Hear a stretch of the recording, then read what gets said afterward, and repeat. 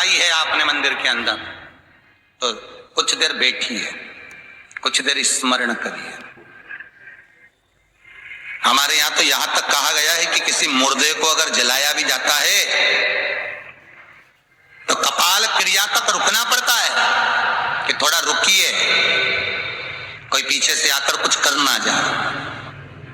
दीप जलाएं, थोड़ी देर रुकिए, और दीप का भी नियम है महाराज, दीप का भी नियम है। दिए में जो फूल बत्ती लगती है, गोल बत्ती लगती है, गोल वाली, ये बत्ती हमेशा कोई विष्णु भगवान की पूजन कर रहे हो, शिव जी की पूजन कर रहे हो, कोई अन्य देवता का अगर आप स्मरण कर रहे हो तो गोल बत्ती लगाई जाती है। भगवान के मंदिर में पूजन कर रहे हो तो गोल बत्ती लगाओ। लंबी बत्ती, लंबी वाली जो बत्ती होती है लक्ष्मी की पूजन में, देवी पूजन में, जितनी भी माताओं की आप पूजन करोगे, जितनी भी देवियों का आप स्मरण करोगे, उसमें लंबी बत्ती का प्रमाण है। पितरों की पूजन में लंबी बत्ती का प्रमाण है। पितरों को कभी गोल बत्ती नहीं लगती। आप मटके के पास में, परिंदे के पास में, जल के पात्र के पास में कोई भी अगर दिया लगाएंगे तो वहां गोल बत्ती रखकर लगाएंगे तो घर में लक्ष्मी नहीं टिकेगी। कई लोग कहते हैं कि परिंदे के पास, मटके के पास में, पानी के स्रोत के पास में जहां जल भरते हैं, हंडा रखते हैं, टंकी रखते हैं, वहां पर मटके के पास बत्ती लगाओ, दिया लगाओ, पितर शांत रहेंगे। तो पितरों को शांत करो, मना नहीं है, पर दिया लगाने का नियम है कि पितरों को अगर आप दिया लगा रही हो मटके के पास, परिंदे के पास, या अमावस्या के दिन पितरों के लिए अगर दीप लगा रही हो तो गोल बत्ती अगर लगाओगी तो कार्य कभी सफल नहीं होगा। धन आएगा जाएगा, टिकेगा नहीं। इसलिए पितरों के लिए अगर दिया लगाना है, पूर्वजों के लिए दिया लगाना है, पितरों के लिए अगर दीप लगाना है तो लंबी बत्ती लगाइए, लंबी बत्ती। महाराज लंबी बत्ती का प्रमाण हमारे यहाँ शास्त्र का, गोल बत्ती का प्रमाण। और सुंदर चरित्र कहा, यदि आपके जीवन में बहुत ज्यादा लक्ष्मी से तकलीफ है, कष्ट बहुत ज्यादा है, या इसलिए शायद कहा जाता है कि भगवान को सर्वश्रेष्ठ कौन सा चंदन अच्छा लगता है। आपको पहले भी कथा में कहा, आगरा की कथा अगर किसी ने सुनी होगी तो उसमें वर्णन किया। भगवान को सर्वश्रेष्ठ चंदन कौन सा, भगवान को सर्वश्रेष्ठ चंदन कौन सा प्रिय है, वो कौन सा चंदन है जो भगवान विष्णु को लगाएं, राम को लगाएं, कृष्ण को लगाएं, वो कौन सा चंदन है जो श्री हरि को लगाया जाए। तो जीते जी भगवान विष्णु एक बार गले लगाते हैं, उसको कहते हैं हरि चंदन। कौन सा चंदन है? हरि चंदन। हरि चंदन बाजार में नहीं मिलेगा, हरि चंदन आपको बनाना पड़ेगा। कैसे बनाना है? तुलसी जब सूख जाए उसकी जड़ को निकाल लिया जाए, वो जड़ को पानी में धो लिया जाए, धोने के बाद उसको सिलवट्टे पर, पत्थर पर घिसा जाए, और घिसकर उसमें थोड़ा सा कुंकू, रोली डालकर तैयार कर कर जो भगवान विष्णु के मस्तक पर, कृष्ण राम के मस्तक पर लगा देते हैं, और उसकी एक बिंदी अपने हृदय पे लगा लेते हैं। जीते जी भगवान एक बार उसको गले लगाते ही हैं। हरि चंदन प्रियता। जैसे शिव महापुराण में रुद्र चंदन का भाव है,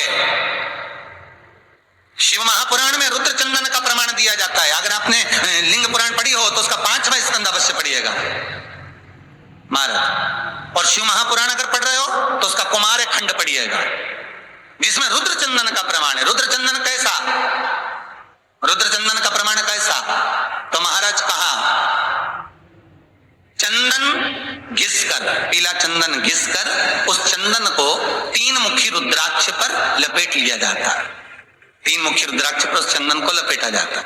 लपेटोगे उसके बाद उसको ऐसा गोल करोगे तो एकदम चिकना हो जाएगा, एकदम चिकना, ठीक है, एकदम चिकना हो जाएगा। और उस चंदन को आप शिवरात्रि के दिन, और कोई से भी महीने की शिवरात्रि, किसी भी महीने की हो, सब फलदायी होती है। अगर आप पंचांग में देखेंगे तो शिवरात्रि लिखी हुई आती है, हर महीने शिवरात्रि पड़ती है। किसी भी महीने की शिवरात्रि पर रुद्र चंदन अर्थात जो चंदन का आपने 3 मुखी रुद्राक्ष में लेपन करा है, उसका गोला बनाया है, वो चंदन अच्छा मोटा मोटा कर लेना, अच्छा बढ़िया, ऐसा नहीं थोड़ा बहुत ही लगाओ, पूरा रुद्राक्ष दिखना नहीं चाहिए, पूरा लपेट कर उसको शंकर के शिवलिंग पर ले जाकर रख दीजिए और फिर धीरे धीरे शंकर भगवान का जल अभिषेक करना प्रारंभ कर दीजिए। वो चंदन पूरा धीरे धीरे शंकर के शिवलिंग पर डलना चाहिए। शंकर के मूल मंत्र श्री शिवाय नमस्तुभ्यम का जाप करिए, ये कहलाता है रुद्र चंदन।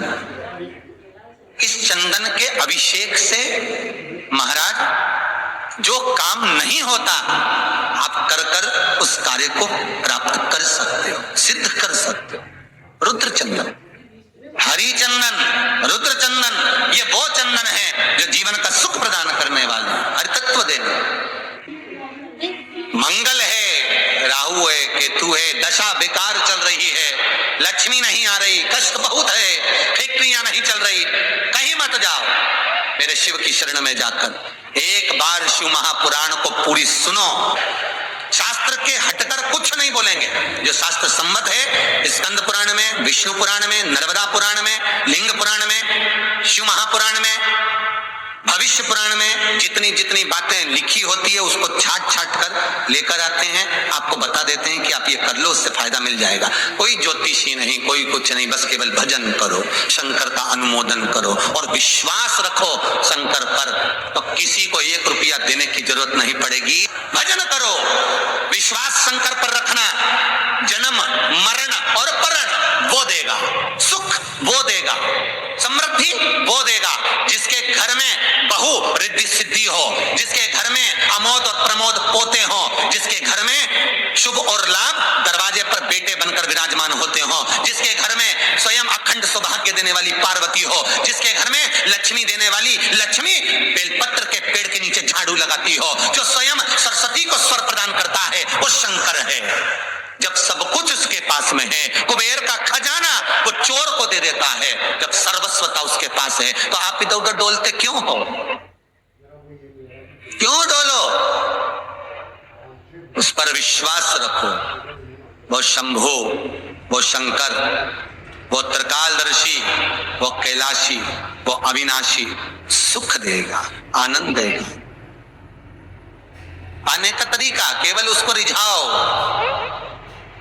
जो मंदिर आंख से दूर हो, जिस मंदिर में कोई नहीं जाता, जिस मंदिर में कोई दिया तक नहीं लगाता, उस मंदिर में तुम जाओ और उस मंदिर में एक दिन जाकर प्रकाश कर कर आना, एक बार दिया जला कर आना, मंदिर की सफाई कर आना, शंकर जी पे जल चढ़ाकर उनको स्नान कराकर कोई पत्ती पेड़ पौधे की पास में तोड़ के चढ़ाए आना। 2-4 बार कर कर देखना कितना शांति, कितना धीरज, कितना आनंद, कितनी समृद्धि, कितनी लक्ष्मी मिलती है। तुम करोगे तुम्हारा पेट भराएगा, हम करेंगे हमारा पेट भराएगा। स्वयं करिए। तो ब्रह्मलोक के देवता ब्रह्मा हैं, वैकुंठ के देवता भगवान विष्णु हैं और मृत्यु लोक का अगर कोई देव है तो वो महादेव है, केवल शंकर, केवल शिव, मृत्यु लोक का देव। अब एक विचार करो, तुम्हारे घर में अगर थोड़ी सी तकलीफ आई, शिव भक्ति में डूबे रहना। शंभो, शंकर कह रहे हैं, माँ उमा से, माँ पार्वती से मेरा महेश कह रहा है, मेरा बाबा भोलेनाथ, मेरा बाबा विश्वनाथ, मेरा त्रिकालदर्शी कैलाशी अविनाशी कह रहा है कि हे पार्वती,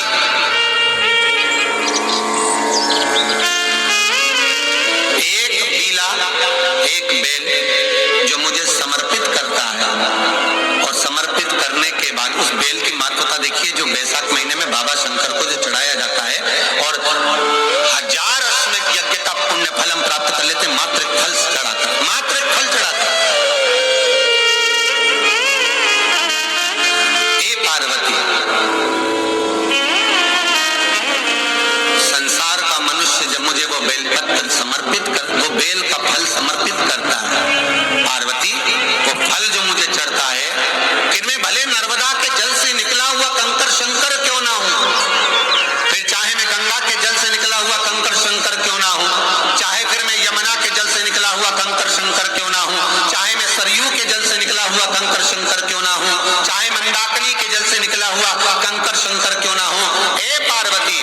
फिर जो भी शिवलिंग पर वो बेल समर्पित होता है वो बेल उठाकर जीव अपने कार्य में ले सकता है। ये माँ उमा से कह रहे हैं। तो उस बेल की महत्वता जानेंगे। अब अपन उस बेल को जानने के लिए वापिस स्कंद पुराण में चले तो स्कंद पुराण में लिखा हुआ है कि जो बेल बैसाख के महीने में शंकर को चढ़ाया जाता है वो बेल का फल उठाकर रख लिया जाता है। बैसाख के महीने में उस चढ़े हुए, बाकी क्या आपको बेल का फल खाना हो तो बात दूसरी, पर चढ़ा हुआ जो बेल का फल है वो पूरा बैसाख नहीं खाना।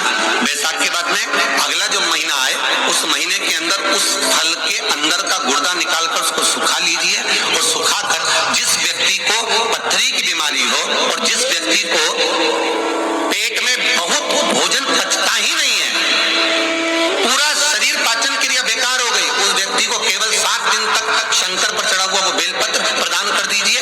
पथरी भी बाहर और पाचन क्रिया भी, जिंदगी भर तकलीफ नहीं। उस बैसाख में उस फल की इतनी महत्वता बाबा भोलेनाथ स्कंद पुराण, लिंग पुराण, नर्मदा पुराण, पद्म पुराण के अंतर्गत, शिव महापुराण के अंतर्गत वर्णन कर उसकी महत्वता है। वो बेल का फल साधारण नहीं हो सकता। अब मंदार का जो पुष्प होता है, आंकड़े का जो फूल होता है, एक सफेद कलर का भी होता है और एक गुलाबी कलर का भी होता है। देखा है आप लोगों ने? बोलो, जम के बोलो, देखा है ना? गुलाबी कलर का जो पुष्प होता है वो आप मंदार का, आंकड़े का जो गुलाबी कलर का पुष्प होता है आप टीवी पे देख रहे होंगे। एक सफेद देख रहे होंगे, एक मंदार का गुलाबी फूल, नीला कलर का फूल देख रहे होंगे। जो नीला कलर का जो पुष्प होता है, गुलाबी कलर का जो आंकड़े का फूल होता है, प्रयास करना जब किसी विषम परिस्थिति में फंस गए, विषम परिस्थिति, जब आपको लग रहा है कि मुझे बहुत